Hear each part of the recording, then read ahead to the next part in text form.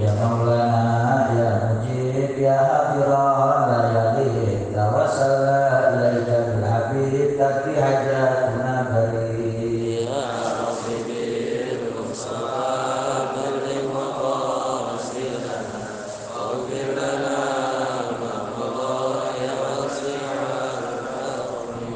Fatihah bergabung bersama Nabi Syukur Binatul Kutu Al-Munong Al-Rusuh Wa Tawbatan Nasuh Anawaya Ta'alim Wa Alikum Wa Alifin Wa Yufaqih Nafiddin Wa Yadna Ta'awil Wa Hinada Sawi Sabil Wa Anawaya Jalalan Makan Makasin Makasih Wa Yahina Sunnah Sunnah Abad Berbarang Muslimin Wa Ijma' Syamlan Alal Huda Wa Yu'alif Databaina Yu'alif Alina Khirana Wa Anawaya Zakin Wa Balban Wa Nisma Wa Ruha Wa Anawaya Qimna Bisa Khatimah Yutawul Akbar Nabi Wa Bana Ma'aduga Wa Huda Wa Abad Wa Gina Wa Islam bila mehnatin wala imtihan bi hadis sayyidi waladat yan wa salihah wa ziyadatan Muhammad dan syaraful habib Muhammad sallallahu alaihi wasallam ala nawaina wa mutawajjihna wa mutalatna wa ila hadratin nabi Muhammad sallallahu alaihi wasallam al-fatihah.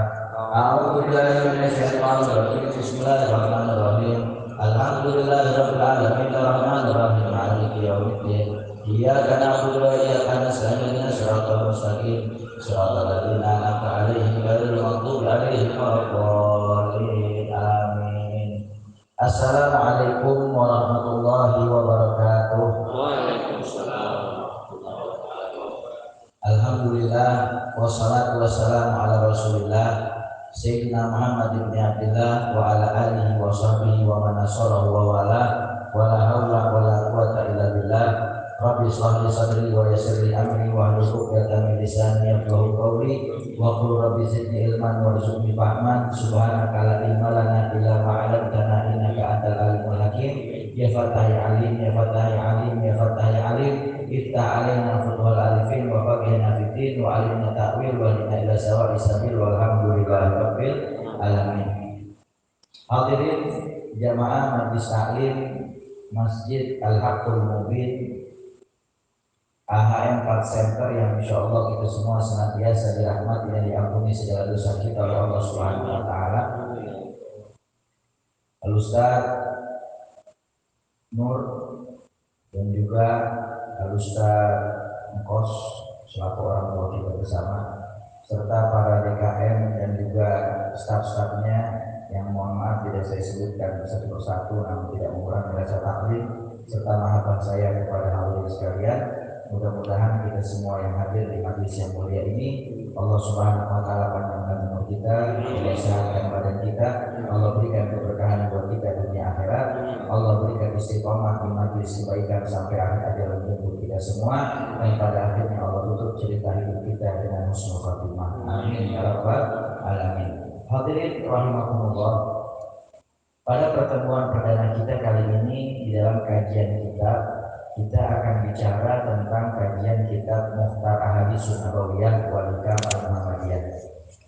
Kitab Mukhtar Ahaditsun Nabawiyah wal Hikam al-Muhammadiyah ini adalah kitab yang dikarang oleh almarhum Sayyid Ahmad Al-Hashimi rahimahullah, salah seorang mudir atau ulama besar di Mesir. Ya, di Mesir beliau adalah mudir ulama besar. Di dalam kitab ini mustamilah ala alfain hadis muntafarrah min ashahil kutubil hadis al-muqtabarah lil Bukhari wa Muslim wa Tirmidzi wa Nasa'i wa Ibnu Majah wa Abi Dawud wal Muwatta' wa Jami' Shaghir wa Jami' Kabir wa Targhib wa Tarhib wa ghairuha.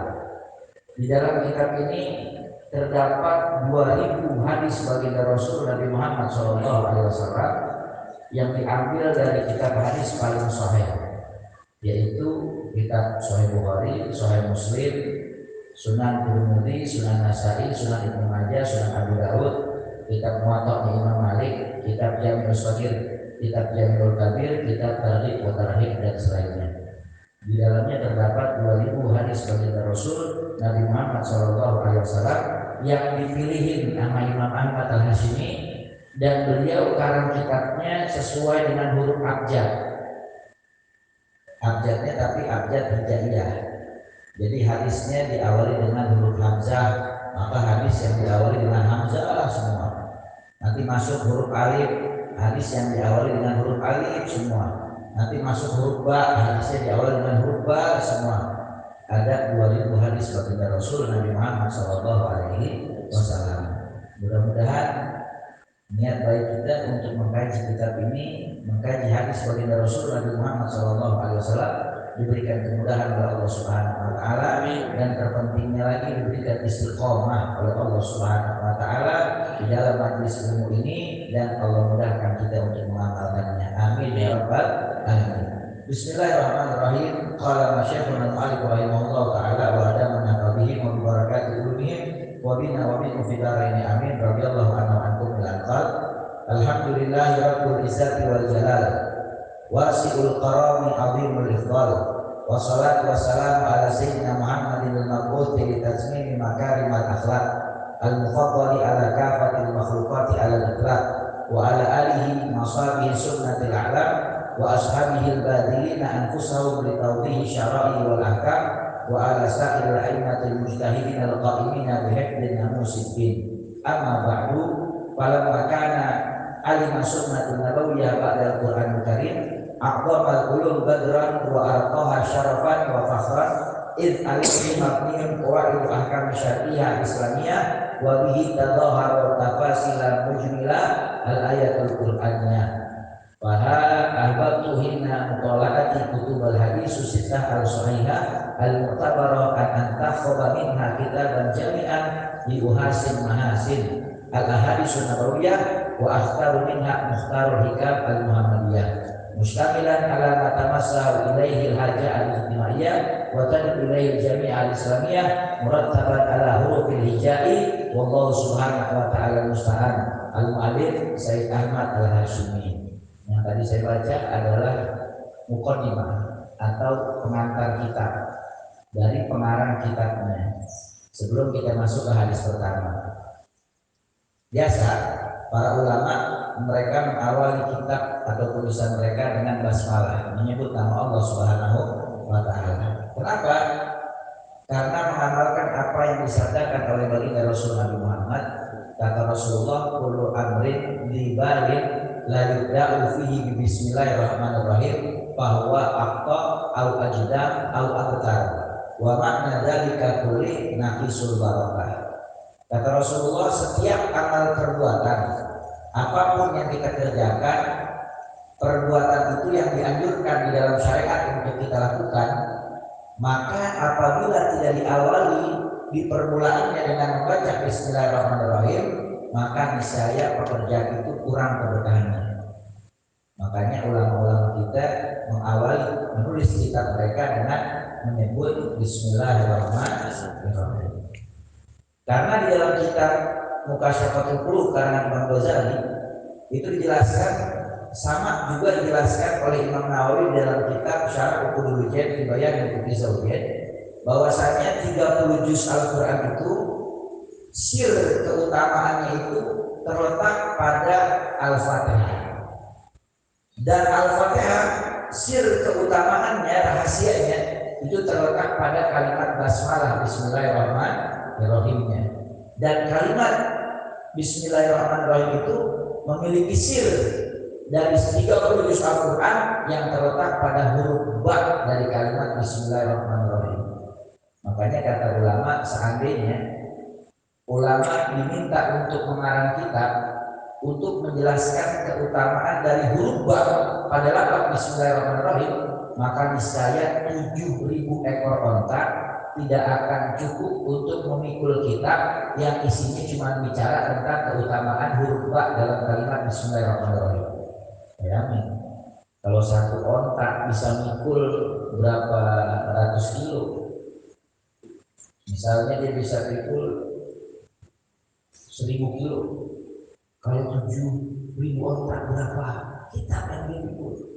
Itu cuma bicara tentang keistimewaan huruf ba pada kalimat Bismillahirrahmanirrahim, apalagi bicara tentang Al-Quran. Makanya ulama selalu mengawali amal ibadah mereka, kegiatan-kegiatan yang dianjurkan dalam syariat, amalia-amalia yang positif dengan membaca Bismillahirrahmanirrahim biar sempurna keberkahannya.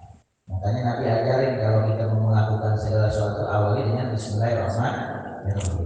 Jangan kita tidak baca tuh Bismillah, membaca Quran, baca Bismillah, mau kita berzikir baca bismillah, kita mau berangkat ke masjid, keluar dari rumah baca bismillah, masuk ke masjid baca bismillah. Awali setiap kegiatan-kegiatan yang positif dengan baca bismillahirrahmanirrahim. Dan bismillahirrahmanirrahim di dalam fikih itu ada 5 hukum. Bismillahirrahmanirrahim di dalam fikih ada 5 hukum. Yang pertama, baca bismillah itu hukumnya wajib. Kapan? Pada saat kita baca suratul Fatihah di dalam sholat. Saat kita baca suratul Fatihah di dalam sholat, maka baca bismillah itu hukumnya wajib. Di dalam mazhab Imam Syafi'i, ulama mengatakan bahwasanya bismillah itu ayat daripada Fatihah.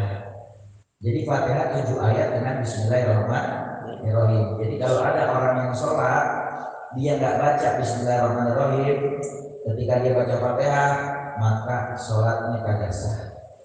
Kenapa? Karena Fatihah termasuk daripada rukun sholat.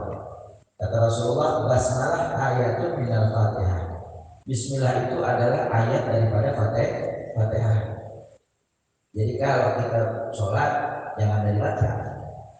Di Mekah itu sholat berjamaah, Fatihah yang dibaca, dia baca bismillah juga.